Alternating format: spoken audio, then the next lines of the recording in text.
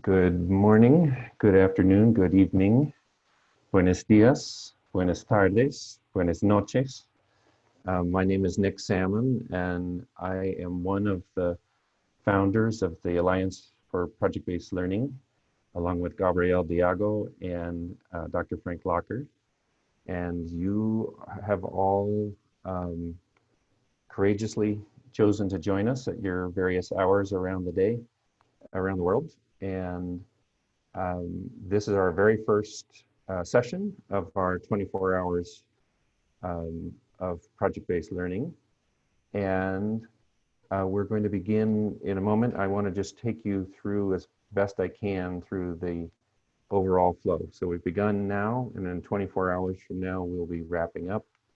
And many of you have seen the schedule for the day. So we'll begin with Alison, and in about an hour, we'll be in Portugal, and then we'll spend some time in Spain, and then to Eswatini and in South Africa, as well as Australia, and then we'll combine both the United States with Morocco for conversation about doing project-based learning during pandemics. Fly back over the ocean to Italy to spend some time learning about the Hoopla Garden project, back to the Boston area to talk with several different partners there at the Elliott Innovation School, a longtime friend of ours, Ella Van Ur, and Brewster Burns and Pete Toohey in Maine, and then have a really wonderful conversation with Stephen Levy and Amaris Salazar about learning expeditions. I am facilitating each of these bits and pieces, so there will be some awkward transitions as we go through the different steps. I'm not going to hit all the remaining hours, but I did want to remind everyone of some basic agreements that we are trying to set up here, which is just let's spend the day listening to the wonder of learners and of learning. Of course, remembering to mute our microphones.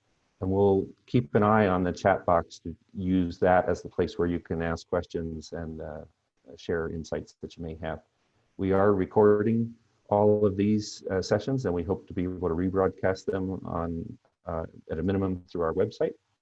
And if you don't want to be a part of the recording, the simplest thing you can do is just hide your image, but your name may appear on the screen. We also have an opportunity for you to provide feedback, and we'll come back to this at the end, where you'll be able to pursue that link there, 24hourspbl.org /2 uppercase V, lowercase d, uppercase B, uppercase X, lowercase L, number 1, and that will get you to a little feedback form that we have. So I'm going to move to this slide and continue in my role of monitoring the people who are trying to come in and join us. But at the same time, having hopefully a lovely conversation with Alison Watson. And I've known Alison, we were figuring out, for almost a dozen years in many different capacities. She first brought a group of students from the UK to the US to be a part of a organization's conference that we have both been a part of. It was called the Council of Educational Facility Planners International. It's now called A4LE, the Association for Learning Environments. And we, for a long time, had an annual competition about designing the school of the future. And that's what Alison brought probably the most lively group of young people over to be a part of that. And we've had several interactions since then. And this is an opportunity to learn more about what she's been doing since then, both her class of your own, as well as the design, engineer, construct efforts that you've been under. And Alison, welcome. And why don't you tell us a little bit about who you are, what you've been up to, what your kind of overall mission and vision is for changing the world, and then we'll get into some other details as we go. Oh, and I have you muted, so just a second. There you go. Thanks, Nick. Great to be here, and hello, everyone. I'm speaking to you from a sunny day in a village in Lancashire, and if you don't know where that is, find London, go 200 miles north and a little bit west, and you'll land in a little place called Clitheroe, and an even a smaller place called Sabden. And we live on the hill that's famous for witches, so hopefully no scary stuff going on today, but yeah, this village has been around for a long, long time, has great history, and hopefully reasonable connectivity. We're out of the dark ages, hopefully, on that front. Yeah, thank you so much for the invitation. It's amazing to be here, and particularly in the space of education as opposed to industry. I've been around for some while as a land surveyor. It's how I got into doing what I do. And I think project-based learning is something that is so fascinating. We all do it. We do it in industry. We do it in our day jobs. Everybody's learning all the time. And I think, working in the construction industry as I did, as I have done for the past, really 25 years, if there's ever a great place for project-based learning, it is that. We're building major projects all the time. Every house, every street you walk on, every bridge you cross, every skyscraper that you go to the office, wherever you are, that is all project-based learning. And we as a construction industry are learning every day. And I suppose my mission, working as a surveyor at the time on major school projects, meant that I met a lot of teenagers. And teenagers are strange things. I have one of my own.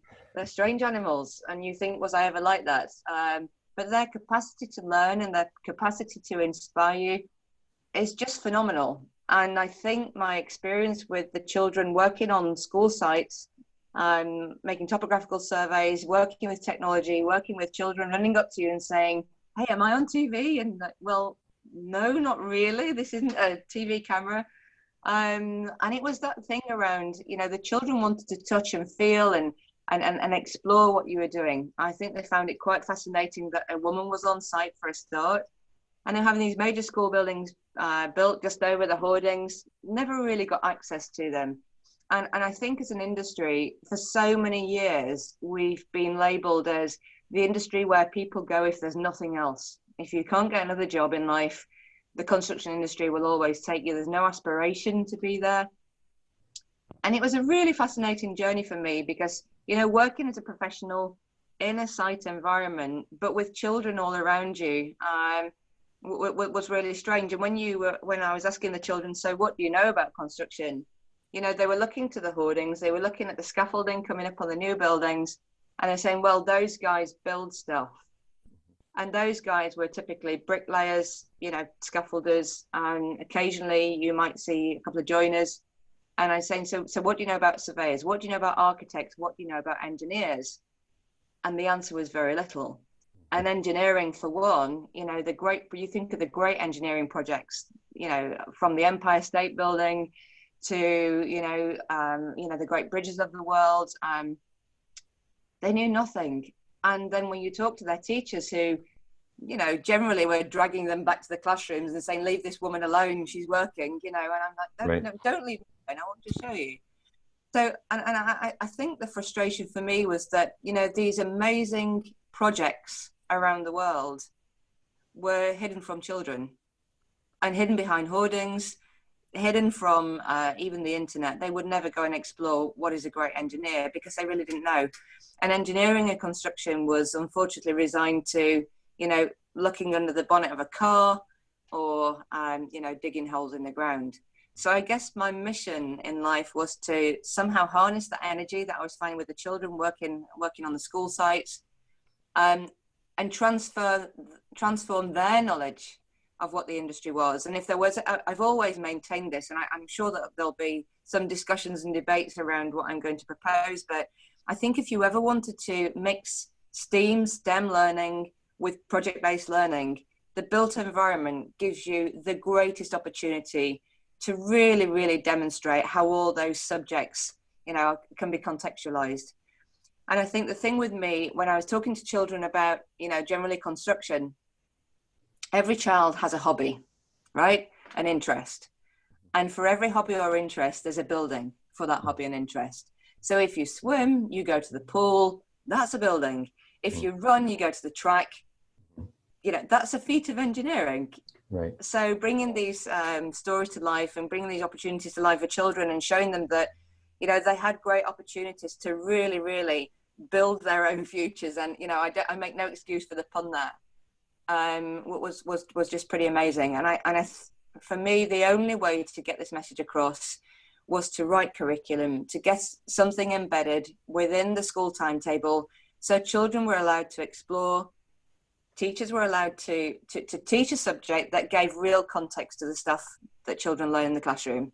Mm-hmm. So I think when we have this mantra of, you know, a world of opportunity for young people, it really is, because if you're an engineer, if you're an architect, if you're a surveyor, if you work in marketing in the construction industry, it's a global career. Mm-hmm. And it could take you anywhere. And I think the most wonderful projects that we worked in the past really demonstrate that this is not just about a commercial opportunity for kids. Mm-hmm. It's about saving the planet. You know, you can do all the environmental stuff, all the stuff around, you know, saving people's lives. We have children who were going to go to medicine, they're now civil engineers. And I quote, you know, I can save more lives by being a civil engineer than I can as a doctor. You know, you look at the issues around Africa, third world countries and so on. You know, our children can have a real footprint on the world and a real impact through engineering and construction and design. So I guess when you put those three things together, you kind of get design, engineer, construct. So, So how did you,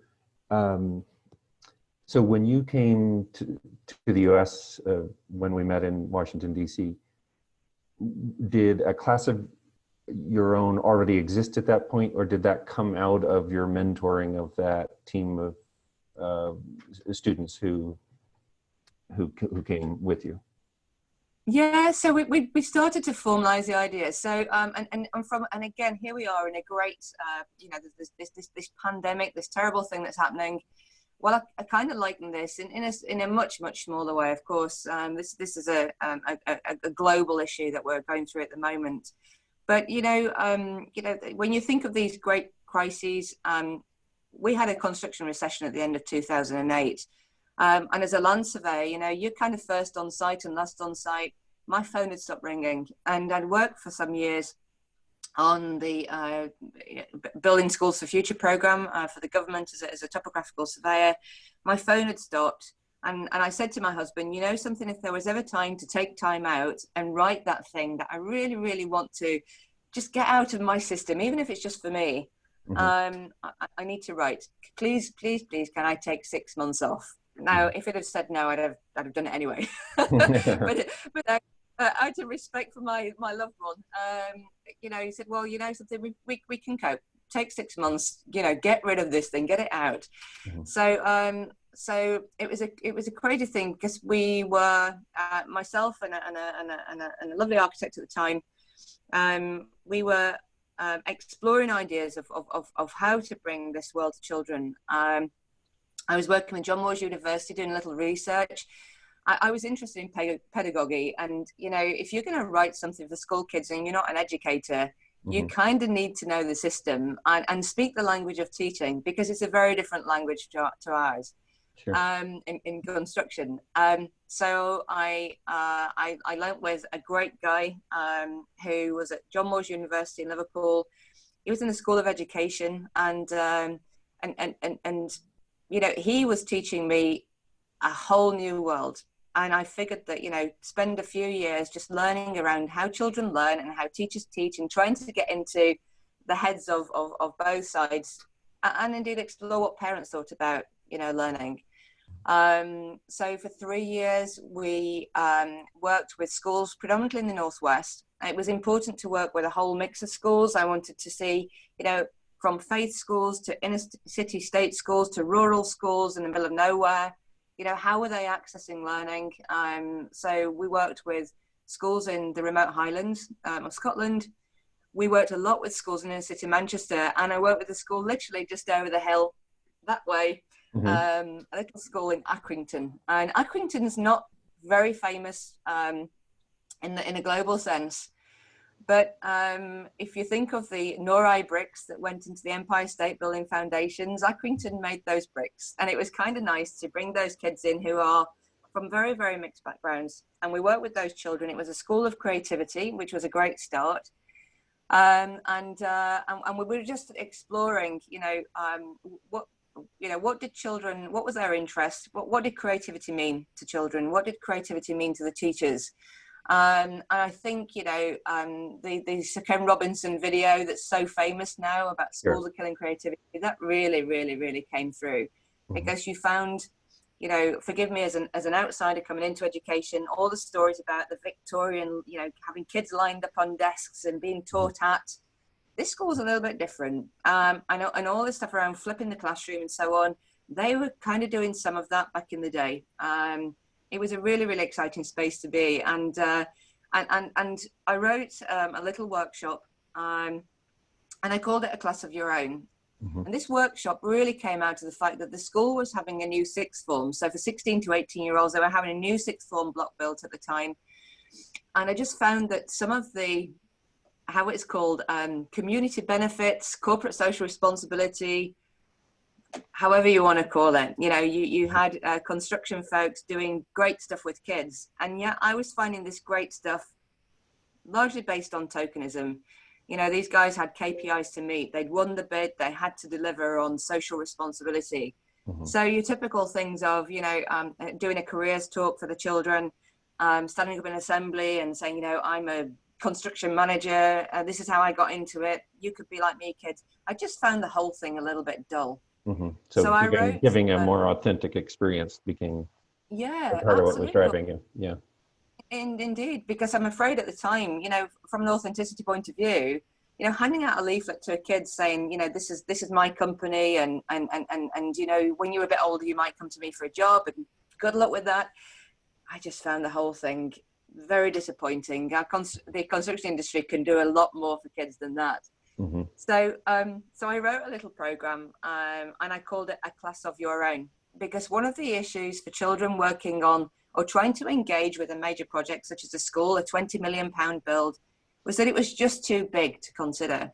And I think because they were only having this very fragmented access to the professionals who were working on the programs, on the building programs, typically you were getting an architect surround himself with, a few children that had been handpicked, and those children were either the bright sparks who, might be able to contribute to a great conversation, or what the school team deemed to be, the children who had issues with learning. And these were typically the eco kids who might be taken out into a greenhouse over lunchtime to do things with plants because it's hands-on. I find the whole thing really, really a big frustration. So I said, so then we're going to create a better scenario for children. Children are going to become the surveyors, the architects, the engineers, and they're going to design a classroom of their own. So Class of Your Own had that sort of, aspirational title. You can be in a class of your own for the stuff that you learn, and indeed the stuff that you can deliver. You're going to design a classroom of your own, but work in a space that's, something more that you're in tune with, a space that very, very well. And I think because we were working with design technology teachers at the time, because it's the only place where you could see real project-based learning going on, albeit very prescriptive, because the curriculum, and you're working towards an exam, you have to do this project, you have to follow this guide, and you have to make this box. And that box could be a pencil case or a bird box or a radio. But either way, it was at least a place where projects were taking place. So it was basically, design your own mini school. And I think because also at the time, we were doing an awful lot of stuff around the environment. The government at the time had released a program called the Sustainable Schools National Framework. It was the 8 doorways to sustainability. And it was trying to engage children with different concepts of sustainability. So from waste to transport and traffic, energy use, buildings and grounds. Every school was supposed to be a beacon of sustainability. But yet again, it was a great idea, but nobody was telling teachers where it sat within the curriculum. Is this geography? Is this citizenship? It's a concept that nobody really knew about. So to take those themes of sustainability, which we in the construction industry, we're having to work with all the time. We have to think about energy efficient buildings. We have to think about where our waste is going, what materials we're using that aren't toxic and not full of nasty chemicals and so on, and indeed locally sourced materials. And when you think about the learning that goes on into a building with, you know, the workforce from a STEM point of view, but also, you know, even things like, you know, social impact. Are we employing the local workforce? Are we bringing people in from everywhere? And I think the one thing working with these children in Accrington was the fact that they weren't getting a grip on any of that. So we asked the children of Accrington, and we worked with about 180 children, which was a little bit scary for me. You know, as a land surveyor, saying, hey kids, I'm not a teacher, but maybe you'll find this stuff cool. And we got the children to discuss amongst themselves what they wanted to be. You know, if you like the great outdoors, maybe surveying is for you. If you like design, maybe it's architecture. If you like science, maybe you're an engineer. And getting the children to align some of their favorite subjects with the careers that they could move into. And when you give children a project where design an eco classroom, which is going to teach the local community about sustainability, wow, did we open a can of worms there, because the children immediately took ownership of their own project. And ownership to me is the key word here. We were enabling the children to have a view, to work with their own communities, to find out what communities already knew. So if you ask, you know, your grandparents or your aunt and uncle, or indeed your cousins, the little ones running around at school, you know, tell me what you do about recycling, tell me what you do about waste, you're going to get a whole load of different opinions and indeed behaviors. And we were giving the children an opportunity to actually explore human behavior in the world on a very local basis. And the children were designing a classroom that actually was going to teach the community about what they were still missing. So, you know, if you recycle Coke cans and think you're saving the planet, that's maybe not as good as the children wanted you to be. So this whole experience of handing the project over to the children and seeing what they came out was just incredible. And the children, you know, their confidence levels grew. They were talking to professionals all the time around, well, you know, you're an architect. I want to know how to create a building that's going to capture the sunlight, that's going to capture the sun's energy. Help me out here, because I don't know a lot about this stuff. And when the architects were talking to them about, you know, solar gain and orientation, the children going, hey, wait a minute, that's science. I get that. We do that in physics or in geography, north, south, east, and west. Right. You know, the sun rises in the east and sets in the west. We get the more light when we focus the building in the south. And you just think these children know all this stuff. Sure. But it's only when you start allowing them to put it in a context that they realize how much they do know. Well, what I remember from a dozen years ago in Washington was that the young team that you brought over was very confident and articulate and capable of expressing all of that connection that you've just been referring to. Yeah. And that certainly was in contrast to some of the other teams that were up there who, well, they lacked the same confidence, they lacked the same comprehension of how all of these things were connected. So even those early impacts that you were having made quite an impression on everyone. And in fact, it helped sustain that event for another decade, because everyone was kind of recalling that as a peak moment and saying, wow, if we could get to that point again, that, you know, let's keep at it. And there were certainly other really wonderful contributions that other students made over the years. So it's interesting to me to think of you as someone who clearly, to achieve what you've done, you went through some schooling in the UK, I assume in the UK, and professional degrees and et cetera. And yet it wasn't until you were kind of back in front of a classroom of young people that you were able to both say that your profession could do things better in terms of engaging kids, and that the school needed to think differently about preparing young people for a much more vibrant future than typically is the aspiration of schools. Yeah. That's intriguing to me. So then, so can you clarify, is your DEC a kind of the next step of a class of your own, or are they running in parallel? What's the relationship there? Yeah, so the Class of Your Own workshop became Class of Your Own, the company, and we set up the social enterprise in 2009, May the 5th. So we're coming up to another anniversary, 11 years. We set up Class of Your Own as a social enterprise that was absolutely focused on giving children, these great opportunities. We wrote the curriculum. So Design, Engineer, Construct started for 11 to 14-year-olds at level 1. It progressed into an intermediate level at level 2 with exams. I think sadly, that's my own opinion, but, we had to have an exam. Otherwise, unfortunately, in this country, certainly children are judged by their GCSEs, their general certificates of secondary education. It's an exam. I think we're probably one of the only countries in the world that tests children so hard at 16 years old, but that's fine, because we always said if the curriculum's great, children have the knowledge from the curriculum and they'll pass the exams. That's fine. Don't judge my children on 2 hours of their life at 16 years old. They create great portfolios all the way through. It's the portfolio that gets them the job. But fine, if we have to go by the rules of this British system, then fine, I'm okay with that. And then the level 3 came out because post 16 children wanted to get to university or indeed into apprenticeships. So we wrote level 3. So that's kind of equivalent to an A level. It has UCAS points, so it gets the kids to university. It sits alongside things like, maths and physics. So you've got the science and the sort of real theory of maths and physics, so a very traditional curriculum, and the application of those subjects within Design, Engineer, Construct, within DEC.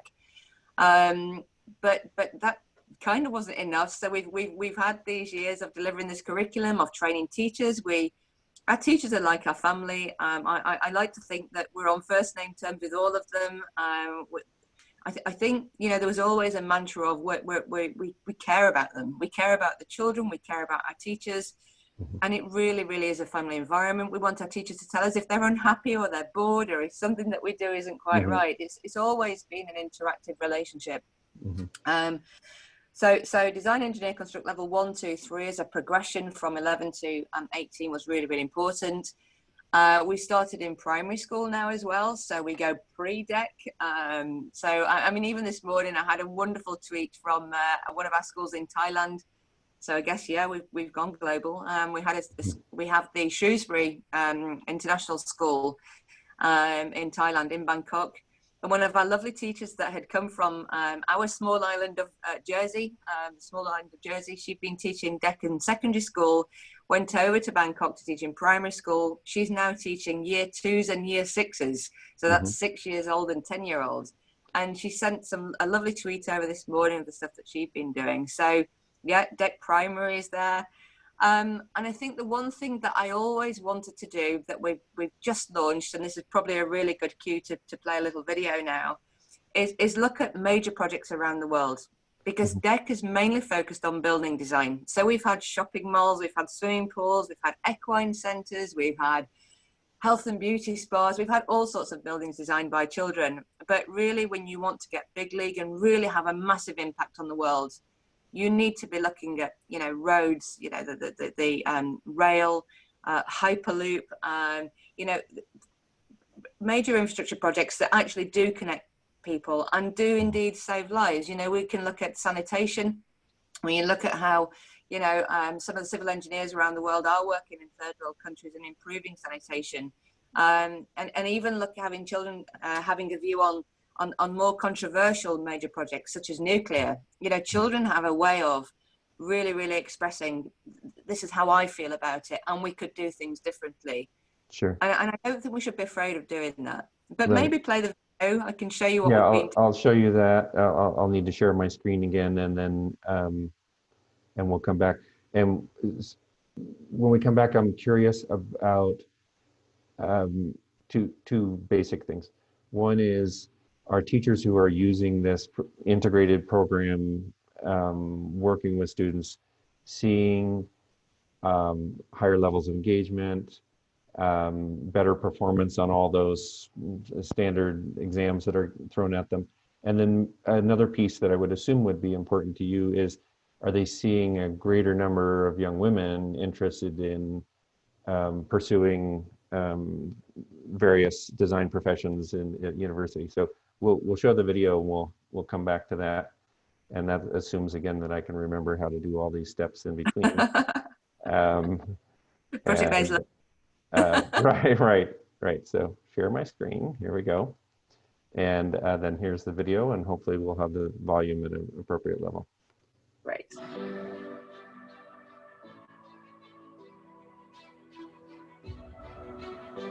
So.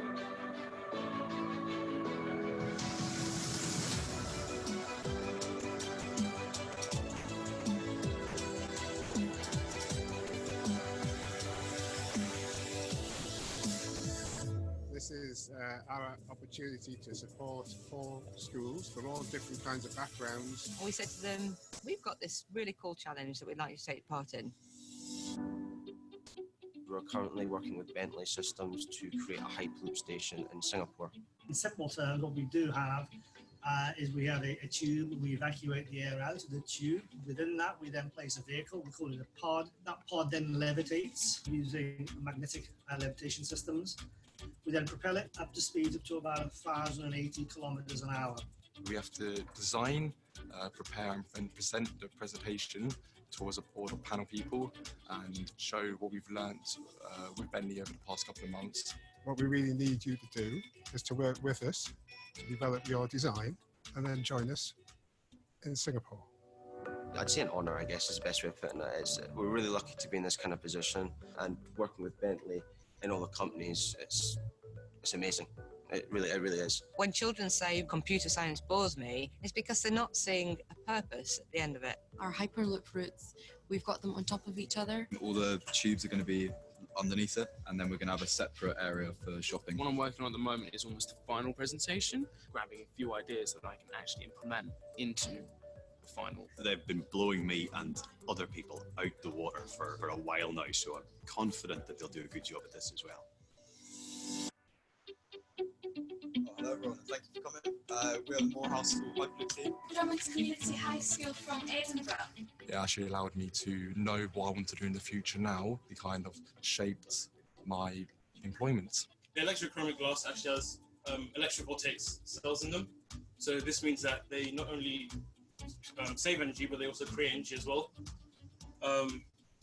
There's a central garden in the building with around waterfall. This lowers the carbon footprint. When I first started DEC, I would never stand up in front of a classroom and speak to people, but now it's just a normal conversation. Firstly, we needed to extend our original design as the site was much bigger than the one that we were working on here in the UK. First, we had to do the first half of it, so up to here, and that took a long time because not only is it curved, it also goes up with slanted glass. So there was a lot of trial and error and just improving as a team. I think the great thing about children is that they're full of ideas. You know, there's no barrier. It can be done. And I think we can learn an awful lot from that. Wow. You've got our work cut out for us.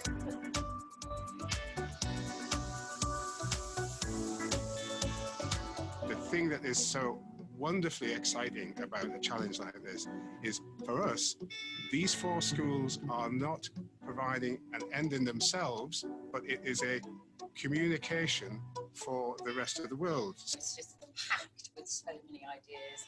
Every question that came up, they had some crazy mad idea to answer it, which I thought was really in the spirit of innovation. Then we have the overall winner, and Archie, if you would be so kind to announce that based upon that summary. Fantastic. Fantastic.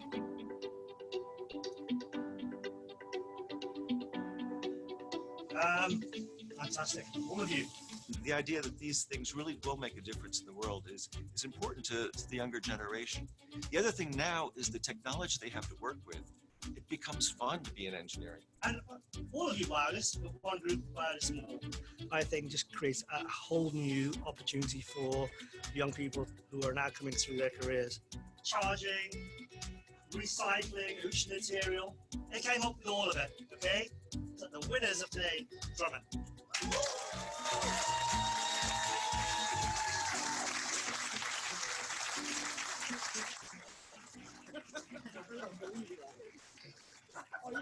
No, we just sat. Is it actually us? Have we just imagined this? I think the biggest thing that can come out of this, ministries of education all around the world suddenly see the construction industry as the greatest thing on earth.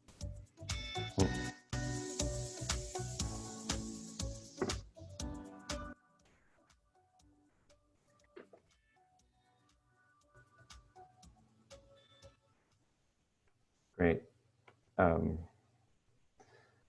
That was a lot of fun. A lot of energy, obviously, in the room there. Yeah, and I think that you talked about engagement and high levels of engagement. Those children, and I say children, they probably hate me for saying children, but they were 16 years old, and they've been doing deck. Most of them have been doing deck from at least 14. Some of them from around 12. And I think the one thing that came through, the panel that were listening to those children were some of the top engineers from, most revered architects and engineers. Sadie Morgan heads up the National Infrastructure Commission, a really, really highly respected, decorated architect, wonderful lady. You've got people from who were leading on HS2. There were a couple of Cambridge University professors there, one from Langerote, one from Arup, both of them working on major projects, really, really, really special people. And this is probably, something that they'd never done. They're used to working with people, probably more our age for a start. And they were literally blown away. So, and I think one of the greatest things is that children genuinely believe those people, want to be there. And indeed they do. We want to listen to kids. We want to work with our children. But the children, when they're presenting their ideas, it's a very, very genuine experience for them. They really do believe their ideas can work. We believe their ideas can work. And sometimes we sit there and go, you know what, if we could harness that, wow, it's a game changer. But I think, going back to what was one of the key motivations was connecting children with mathematics, improving numeracy and literacy. Because I think, one of the words that I hear makes me sad, because I remember back when I was at school, I loved maths, but it wasn't because it was interesting. I just loved problem solving. I used to go off and do my own stuff, but boredom or boring is one of the words that is used all the time when I talk to children about mathematics. And I think if we, I kind of call it stealth maths, it's absolutely sneaking in mathematics, sneaking in science, all the stuff that children would describe as boring. And it's only because they had no context. So we've looked at the data, we've looked at children who are studying DEC versus children who aren't, and we've seen real improvements in mathematics, and if only by a grade, but that grade can make all the difference, because in terms of employability, children are looking at a grade C, or a grade, we've gone to numeric now in England, but certainly the grade C was the pass grade. And if you can move a child from a D to C, they immediately become more employable, because when your CV goes into an employer, if you haven't got a C, you don't even get a SIFT, it's straight away, it's in the bin. So if we could move some of those lower level learners, and again, forgive me with political correctness, whatever the word is, if we could engage those children with mathematics and give them the confidence to believe that they can do maths, actually, because a lot of it was lack of self-belief, and give them ways of exploring and engaging with maths in a way that was different to the normal classroom, where they didn't feel under threat, where they didn't feel that, I can't put my hand up and ask a question because I didn't quite understand that concept. they were absolutely demonstrating these mathematical concepts. You know, if you think of something like, you know, if you are designing a space, that's X times Y. And with the ceiling height, it's X times Y times Z. So whether you call that area or volume, or we talk about space and buildings, children were doing maths all the time. And I always talk about my best friend Pythagoras, because, you know, one of the, you know, children say, why don't learn Pythagoras? The guy's dead. Who cares? You know.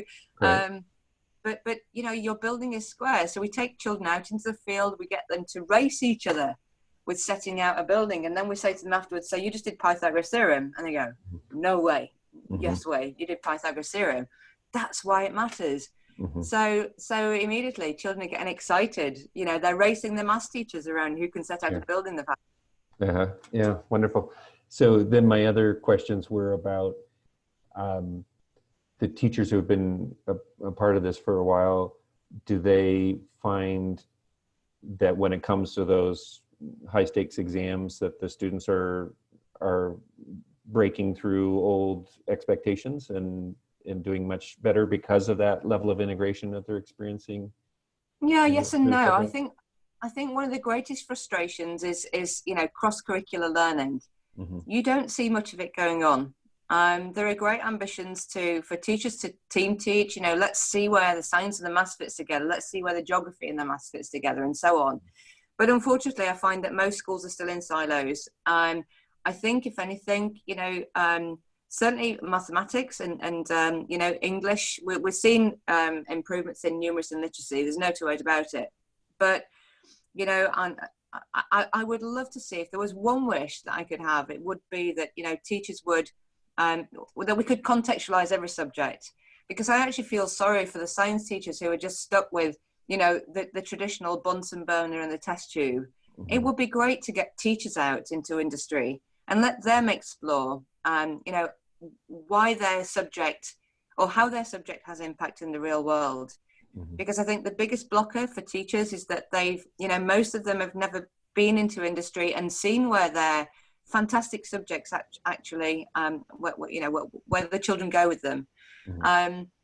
And I think, you know, I can remember the first time I was invited to go into a maths class at Chapman Academy, and the maths teacher, the head teacher said, you know, please go and do some of that stuff in maths because I think the children would enjoy it. And the maths teacher was immediately on the back foot. You know, who is this imposter in my classroom? I'm the holder of the knowledge. What are you doing here? You're not a teacher. And I think that immediate barrier that went up, it was sort of, well, her greeting was, look, I don't know who you are or why you're here, but I've been told to hand over my children for the day and, well, just get on with it. And I was like, oh, sorry, you know, I'm here hopefully to do something that's quite exciting. And we took a topographical survey, and I told the children that this flat 2D topographical survey was magic. We could actually make it into 3D. And we drew a line down the center of the survey, and the children using scale, using scale rulers, were saying, okay, my X is this, so it's a scale factor of that, so I know what the distance is. And then because there were levels, little crosses all across the page, which indicated changes in height across the ground. So at each pinch point, children were able to create essentially a cross section, and we drew this on the board. And then because it was a survey of the actual school site, I said, right, coats on everyone, we're going outside. We are going to see what that land looks like or feels like. So we were able to go on these undulations and so on. And suddenly the children were just, you know, they were doing dy over dx, they were doing ratio, scale. And the teacher at the end of the day said, now I know why you're here. This is wonderful. I'm going to do this with all my children. And I wish that our governments would allow teachers to get more hands-on in the classroom and see, you know, this wonderful stuff that they teach the children every single day in different subjects. I wish that more teachers could see the impact that they can have in industry. So I think, you know, if ever we could change anything, it would be about how do we create higher levels of engagement for teachers, not just for the children. And how do we do this in every subject, and make that learning really, really, really come to life? Yeah, I think that we've inherited an assumption that educators work alone in the silos, as you mentioned, and that they're content focused and that their content can be discreetly separated from that of their peers. So they really don't have any reason to work with peers, because what I do has nothing to do with what you might be doing next door to me. And, Indeed. And so it is a disruptor like you who shows up with a desire to connect things, then opens people's eyes to I get the value of connecting my work to another's work, and to the world outside. The fact that you said coats on and let's go experience this more directly just touches that not every student resonated with the map exercise. Not everyone grasped what all the slope calculations were. And so by finding yet another way of connecting with them, which is let's go outside, then that allowed us there were probably certain kids who really were lit up in that moment in a different way than when they were indoors and using the other ways of accessing the same ideas. Indeed. And I think one of the nicest things, I was talking about the teacher that's over in Thailand, and one of the nicest things for me that's ever happened,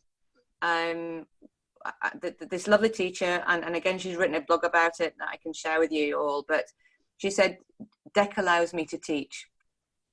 Mm.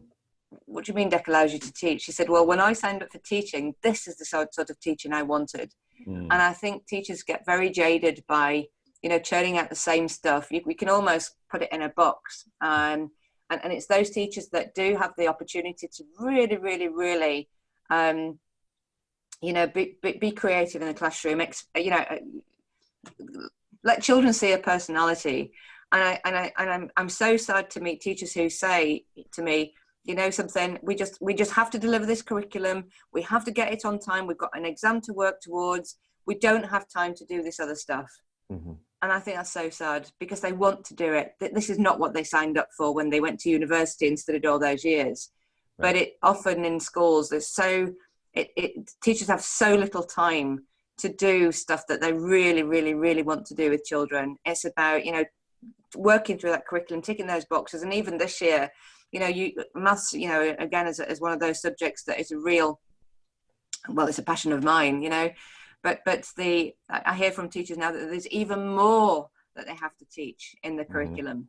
Right. So where you get those chinks of light where you can do something really, really fascinating and fun with the children, and the teachers that manage to do it, wow, I mean, hats off to them, because it's a tough job being a teacher these days. I think there's so many constraints on teachers. You hear about teachers' mental health. My goodness, how I would wish those teachers could get outside a little bit more, because I'm sure the fresh air would do them good too. Right. We have about maybe 5 minutes or so left. And so, obviously this pandemic is disrupting much of what's happening around the world. And the fact that you're working in the UK and Singapore and elsewhere is, you're globally impacted. But what are the things that you're seeing in this moment of disruption that are either making it more difficult to do your work, or whether you are experiencing educators and learners who are saying, freed from the expectation that I have to sit in a box next to my peers all day, something glorious is coming out. I don't know. What are you seeing? Well, something when we went into lockdown, I thought, okay, it's going to be a bit quiet. We have absolutely, it's off the scale how busy we are now, because teachers are asking us for more things to engage. I heard a terrible statistic the other day on the news that two-thirds of children are not engaging with online teaching. I thought, gosh, that's a high percentage of children. And I look at my own daughter, she has a package of work delivered on a Monday morning, and the teachers can take a phone call, but essentially they're just, working through the curriculum at home, and there's a bit of this going on, a bit of fingers crossed.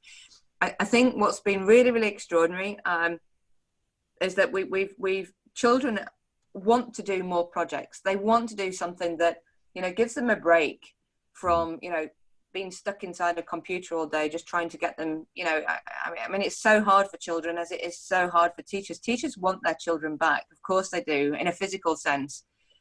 So what we've been doing while we've been in lockdown is working with children on projects and seeing how they behave independently. And what's absolutely fantastic, which takes me right back to why we did this in the first place. Children and technology go hand in hand. And the way that they're collaborating, working in teams, helping each other out is just, for me, been a fascinating thing to watch. And I think, you know, we've been doing some, trying to get children doing projects in as far as we possibly can a working environment, because when parents are at home having to do their work, we think, well, children could do the same thing. Maybe we could give children some work experience, for example. How does that work? So just the other week, I asked 6 students to get involved in what we believe is the first virtual work experience. We gave them a project and said, okay, your project is to design a music recording studio and a performance space for 300 people. And we want you to choose a location in Manchester, a great city for music, you know, it's renowned for music. And we want you to consider planning the local community. We want you to look at structural elements, acoustics, the lot. And we just brought in some friends from industry to dial into a webinar in the morning and give the children a little few hints and tips about what they might think about, give them opportunities to ask the questions, but predominantly, you know, leave them as a team to work up this project. And the results were just phenomenal. I mean, the questions that they were asking, the engagement, they were up out of bed in the morning. They were, you know, we demanded a lunch break. You know, please take a lunch, stop, you can stop. And the children were so excited to do something that was just a little bit off the wall. But again, when you look back, when you look at the presentations that they made online to real people in industry, the maths they were using, the science they were using, it was just great. And the feedback from those students has just been, again, thank you for doing this, because we've really, really enjoyed ourselves. We were so bored at home. Mm-hmm. So how has it been? If there's anything good to come out of coronavirus, it's been that, you know, children survive. Mm-hmm. It's a different world, but they find ways to engage with each other, to practice that teamwork, to do the exploration, all the stuff that somehow the classroom in a box, when you're all in together as 30 students, you don't have the opportunity to do. So I think creativity has gone through the roof during coronavirus. Mm-hmm. And I think the more that we can enable children to access some of these projects and get their teachers involved from that very, you know, when you have this, you know, when you're all working from home, you have to find different ways of working. And my goodness, they found it. It's right. Been a real joy to see. So yeah, some good has come out of this. And I think the world of education and indeed industry will be a very different place when all this, you know, goes away and when we're back to normal, whatever the new normal is. I think right. It will be an extraordinary world for the better. Yeah. Well, that's that may be a perfect spot to end then. And thank you for being willing to jump into this enterprise and help us launch this crazy day. We had about 25 people on throughout the call. And again, I was watching where they're coming from. So we had people from Portugal and from Australia and India, Colombia. Anyhow, it was pretty exciting way to start our day together. And of course, I'll look forward to hopefully getting to see you when I come to the UK and having even more direct experience of the way you're kind of lighting up the lives of these young people. So. Well, you'd be very welcome, and thank you for inviting me. It's I just hope I get to meet everybody who's been online, and this truly is a global opportunity. So thank you for having me. It's been a pleasure. Well, thank you. And I'm going to stop this recording and we'll take a little break here while we get set up for the next segment here. And again, there is in the chat, there was the link to some feedback to us, that simple little 24hourspbl.org with the additional information that people can track down. So thanks again, Alison. Thanks again. Stay safe, everyone. Take care. Yeah. Bye-bye. Bye.